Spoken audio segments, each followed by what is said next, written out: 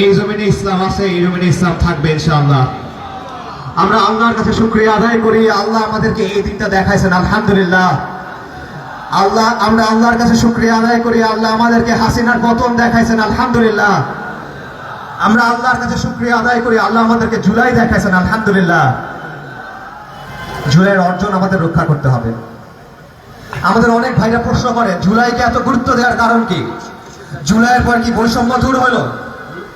জুলাইয়ের পর কি অবিচার দূর হলো? জুলাইয়ের পর কি জুলুম দূর হলো? হয় নাই। জুলাইয়ের পর কি ইনসাফ কায়েম হয়েছে? হয় নাই। জুলাইয়ের পর কি দিন কায়েম হয়েছে? হয় নাই। তাহলে জুলাইয়ের এত গুরুত্ব কেন? কোনো কিছুই হয় নাই, তারপরে জুলাইয়ের গুরুত্ব আছে। গুরুত্ব আছে কারণ জুলাই হলো আওয়ামী জাহিলিয়াতের বিরুদ্ধে এই জমিনের মানুষের অভ্যুত্থান। জুলাই হলো 15 বছরের জুলুমের বিরুদ্ধে এই জমিনের মানুষের ক্ষোভের বিস্ফোরণ। জুলাই হলো ভারতীয় আধিপত্যবাদের বিরুদ্ধে মুসলিম বঙ্গের মুসলিমদের অভ্যুত্থান। এর কোনটাকে আপনি অস্বীকার করবেন? এর কোনটাকে আপনি গুরুত্ব দিবেন না? এবং আমরা মনে করি, আমি আল্লাহর কাছে দোয়া করি, আমি বারবার আল্লাহর কাছে দোয়া করি, আল্লাহ যেন জুলাইকে এই জমিনের জন্য ইয়াউমুল বুয়াস হিসেবে কবুল করেন। আপনারা কি জানেন ইয়াউমুল বুয়াস কি? ইয়াউমুল বুয়াস হলো ওই দিন যেই দিনের মাধ্যমে আল্লাহ আযজা ওয়া জাল মদিনাল মুনাওয়ারাকে নবী সাল্লাল্লাহু আলাইহি ওয়াসাল্লামের জন্য প্রস্তুত করে দিয়েছিলেন। ইয়াউমুল বুয়াস হলো ওই দিন যেই দিনের মাধ্যমে আল্লাহ মদিনাকে ইসলামের জন্য উর্বর করে দিয়েছিলেন। আমরা আল্লাহর কাছে দোয়া করি, আল্লাহ যেন জুলাইকে ওরকম ভাবে কবুল করেন যাতে করে এই জমিন, এই জাতি, এই কওম দ্বীন ইসলাম প্রতিষ্ঠার জন্য উপযুক্ত হয়ে ওঠে। তাই জুলাইয়ের অর্জন রক্ষা করতে হবে। আজ অনেকেই আবার আগের সময় ফিরিয়ে আনতে চাচ্ছে। আবার মিথ্যা মামলা শুরু হলো, আবার জঙ্গি নাটক শুরু হলো, আবার হয়রানি শুরু হলো। হাসিনা পালানোর 1 বছর হলো, কিন্তু আমরা কোনো পরিবর্তন দেখলাম না। জুলাইয়ের স্বীকৃতি আসে নাই, শহীদ এবং আহতদের স্বীকৃতি আসে নাই, আওয়ামী খুনিদের গ্রেফতার করা হয় নাই, আওয়ামী ব্যবসায়ীদের গ্রেফতার করা হয় নাই, মিথ্যা মিডিয়াকে গ্রেফতার করা হয় নাই, পিলখানার বিচার হয় নাই, জুলাই গণহত্যার বিচার হয় নাই, মোদি বিরোধী আন্দোলনের হত্যার বিচার হয় নাই, শাপলা চত্বরের বিচার হয় নাই, লক্ষ লক্ষ কোটি টাকা পাচার হয়েছে সেটার বিচার হয় নাই। এই জমিদের মজলুম খেটে খাওয়া মেহনতি মানুষ এখনো তাদের হক বুঝে পায় নাই। এই কোনো কিছু হয় নাই, কিন্তু কি হয়েছে? চাঁদাবাজি হয়েছে, ছিনতাই, জমি দখল, দুর্নীতি, স্বজনপ্রীতি, এই কাজগুলো হয়েছে। এগুলো বন্ধ করার দিকে ইন্টারিমের মনোযোগ নাই। ইন্টারিমের মনোযোগ কোন দিকে? দেশ বিরোধী চুক্তি করা ইন্টারিমের মনোযোগ, করিডোরে ইন্টারিমের মনোযোগ, শাহবাগীদের খুশি করার দিকে ইন্টারিমের মনোযোগ। আর এই জমিনে জাতিসংঘের মানবাধিকার কমিশনের অফিস খোলার দিকে ইন্টারিমের মনোযোগ। এই জমিনে কুফরি আদর্শ প্রতিষ্ঠিত করার দিকে তাদের মনোযোগ। পশ্চিমের জাহিলি কালচার প্রতিষ্ঠিত করার দিকে তাদের মনোযোগ। এই জন্য আমরা আন্দোলন করি নাই, এই জন্য শহীদরা রক্ত দেয় নাই, এই জন্য আবু সাইদ রক্ত দেয় নাই, এই জন্য আসহাবুল ইয়ামিনরা রক্ত দেয় নাই। ভারতের দালালি এই জমিনে চলবে না, আমেরিকার দালালি এই জমিনে চলবে না, কোন বিদেশি শক্তি দালালি এই জমিনে চলবে না, চলবে না, চলবে না, চলতে দেওয়া হবে না। আমরা ইন্টারিমকে বলি, আপনারা যদি হাসিনার মতো করেন তাহলে আপনাদের পরিণতিও হাসিনার মতোই হবে, আজ হোক বা কাল। বাংলাদেশের মানুষ বুঝে না বুঝে আপনাদেরকে যে দায়িত্ব দিয়েছে সেই দায়িত্ব পালন করার চেষ্টা করেন, হাসিনার অনুসারী হবেন না। প্রিয় ভাইরা, আমি আপনাদেরকে বলি, পলাশীর যুদ্ধের পর থেকে এই জমিনে ইসলাম এবং মুসলিম পরিচয়কে আক্রমণ করা হচ্ছে, ইসলাম এবং মুসলিম পরিচয়কে দমন করে রাখা হচ্ছে। প্রথমে আক্রমণ করেছে কাফের ফিরিঙ্গিরা, তারপর আক্রমণ করেছে কলকাতার বাবুরা, তারপর আক্রমণ করেছে কংগ্রেসের নেতারা, আর তারপর আক্রমণ করেছে কিছু মুসলিম নামধারী সেকুলাররা। এবং এরা সব সময় চায় সমাজ থেকে, শাসন থেকে, ইতিহাস থেকে, সংস্কৃতি থেকে ইসলাম এবং মুসলিম পরিচয়কে দূরে সরিয়ে রাখতে।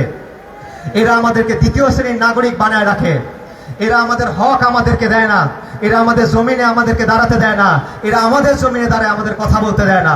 প্রতিটা ক্ষেত্রে তারা আমাদের সাথে বৈষম্য করে, দাড়ির জন্য বৈষম্য করে, টুপির জন্য বৈষম্য করে, হিজাবের জন্য বৈষম্য করে, নিকাবের জন্য বৈষম্য করে। চাকরিতে বৈষম্য, পরীক্ষার হলে বৈষম্য, প্রশাসনে বৈষম্য, বিচারের ক্ষেত্রে বৈষম্য, জামিনের ক্ষেত্রে বৈষম্য, প্রতিটা পদে পদে তারা আমাদের সাথে বৈষম্য করে। আমরা এই জমিনের সন্তান, আমরা এখানে ভেসে আসি নাই। আমরা এই জমিনের সন্তান, এই জমিনের ইতিহাসে বারবার সবার আগে এই জমিনের জন্য, এই কওমের জন্য আমরাই দাঁড়িয়েছি এবং আমরাই দাঁড়াবো ইনশাআল্লাহ। এই জমিনের উপরে আমাদের হিস্সা আছে। হাসিনার সময় সবচেয়ে বেশি নির্যাতিত হয়েছে আমরা। আমাদেরকে মিথ্যা মামলা দিয়েছে, আমাদেরকে গুম করেছে, নির্যাতন করেছে, জঙ্গি বলে হত্যা করেছে। তারপরও এত অত্যাচারের পর, এত জুলুমের পর আর কোন জনগোষ্ঠী আছে যারা আন্দোলন চালিয়ে গেছে? আর কোন জনগোষ্ঠী আছে এত কিছুর পরও হাসিনার বিরুদ্ধে প্রতিরোধ করে তুলেছে? এই সব কিছুর পরও আজও আমাদের সাথে বৈষম্য, এই সব কিছুর পরও আজও আমাদেরকে দ্বিতীয় শ্রেণীর নাগরিক বানিয়ে রাখার চেষ্টা। অনেক হয়েছে, আর না, আমরা আর এই বৈষম্য মেনে নিব না। আওয়ামী জাহিলিয়াতের বিরুদ্ধে লড়াই শেষ হয়েছে, কিন্তু বৈষম্যের বিরুদ্ধে আমাদের যে প্রতিরোধ সেটা চলবে। আমাদের হক বুঝে নেওয়ার জন্য আমাদের যে লড়াই সেটা চলবে। আমাদের দিনে আমাদের খুঁটি গাড়ার যে লড়াই সেটা চলবে। এই জমিনের উপর আমাদের সীমানা দেওয়ার, আমাদের হিস্সা বুঝে নেওয়ার যে লড়াই সেটা চলবে। এবং এই লড়াই আপনাদের সবাইকে করতে হবে। এবং এই জন্যই আজকের আয়োজন, এই বার্তাটা আপনাদেরকে বুঝাই দেওয়ার জন্য আজকের আয়োজন। আমাদেরকে সক্রিয় থাকতে হবে, আমাদেরকে সোচ্চার থাকতে হবে, আমাদেরকে সতর্ক থাকতে হবে। দুনিয়াতে অধিকার কেউ কাউকে এসে দিয়ে যায় না ভাই, অধিকার আদায় করে নিতে হয়। হক কেউ এসে দিয়ে যাবে না, হক আদায় করে নিতে হবে। আমাদের হক আমাদের আদায় করে নিতে হবে। এই হকের জন্য আপনাদের সদা প্রস্তুত থাকতে হবে।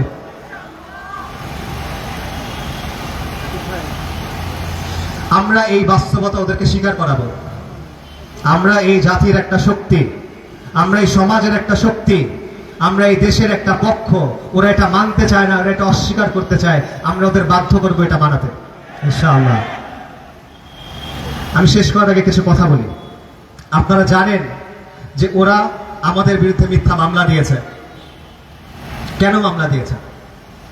দেখেন, আমি আল্লাহর অত্যন্ত নগণ্য একজন বান্দা। আল্লাহর অসংখ্য অগণিত মাখলুকের মধ্যে আমি একজন গুনাহগার, নাফরমান বান্দা। আমার কোনো বিশেষত্ব নাই। একটা মাত্র কারণে তারা আমাদের বিরুদ্ধে মামলা দিয়েছে, কারণ আমরা দ্বীন ইসলামের কথা বলি, আমরা সমাজ ও শাসনে ইসলাম কায়েমের কথা বলি, আমরা পূর্ণাঙ্গ ইসলামের কথা বলি, কোনো আপোষহীন ভাবে বলি, রাগ ঢাক ছাড়া বলি। আমরা ওদের বানানো তন্ত্র মন্ত্রের বিরুদ্ধে বলি। এই কারণে তারা আমাদের বিরুদ্ধে মামলা দিয়েছে, আর কোনো কারণ নাই। যদি আল্লাহ দ্বীনের জন্য কথা বলার জন্য মামলা দেয়, যদি এই দ্বীনের জন্য কথা বলার কারণে আমাদের বন্দী হতে হয়, যদি গুম করা হয়, যদি হামলা করা হয়, যদি হত্যা করা হয়, আলহামদুলিল্লাহ, আমরা তো এই জিনিসটি আল্লাহর কাছ থেকে খুঁজতেছি, আলহামদুলিল্লাহ। তবে আপনাদের ওয়াদা করতে হবে, আপনাদের নিজেদেরকে প্রশ্ন করতে হবে যে এই কাজের জন্য আপনারা আছেন কিনা। এই জমিনে আমাদের হক আদায় করার যে কাজ, এই জমিনের উপরে দ্বীনকে কায়েম করার জন্য যে কাজ, সেই কাজের জন্য আপনারা প্রস্তুত কিনা আপনাদের ওয়াদা করতে হবে। আপনাদের নিজেদের প্রশ্ন করতে হবে, আপনারা আজকে এখানে কেন আসছেন। আপনারা যদি বড় বড় নাম দেখে আসেন, আপনারা যদি চেহারা দেখে আসেন, আপনারা যদি পোশাক দেখে আসেন, আপনারা যদি জনপ্রিয়তা দেখে আসেন, তাহলে মনে রাখবেন দুনিয়ার সব চাকচিক্য ক্ষণস্থায়ী, আল্লাহর আখিরাত চিরস্থায়ী। আপনারা যদি বড় বড় নাম দেখে আসেন, জনপ্রিয় মানুষের চেহারা দেখে আসেন, বক্তার জন্য আসেন, সেলিব্রিটির জন্য আসেন, আমার জন্য আসেন, আর কারোর জন্য আসেন, তাহলে মনে রাখবেন প্রত্যেকটা মাখলুক নিঃশেষ হয়ে যাবে, আর আল্লাহ আল হাইয়ুল আল কাইয়ুম। তাই আপনাদের নিয়তকে খালেজ করতে হবে, আপনাদের সংকল্প করতে হবে। এই দিনের জন্য আপনারা কুরবানি করতে রাজি কিনা? এই দিনের জন্য আপনারা সবর করতে রাজি কিনা? এই দিনের জন্য আপনারা দুনিয়াকে বাদ দিতে রাজি কিনা? এই দিনের জন্য আপনারা নিজের পছন্দকে বাদ দিতে রাজি কিনা? যদি আপনারা ওয়াদা করেন, তাহলে আমি ওয়াদা করতেছি ইনশাআল্লাহ আমরা আল্লাহর কাছ থেকে দুটা কল্যাণময় পরিণতির যে কোনো একটা পাবো। আসসালামু আলাইকুম ওয়া রাহমাতুল্লাহি ওয়া বারাকাতুহু। ইয়া রাব।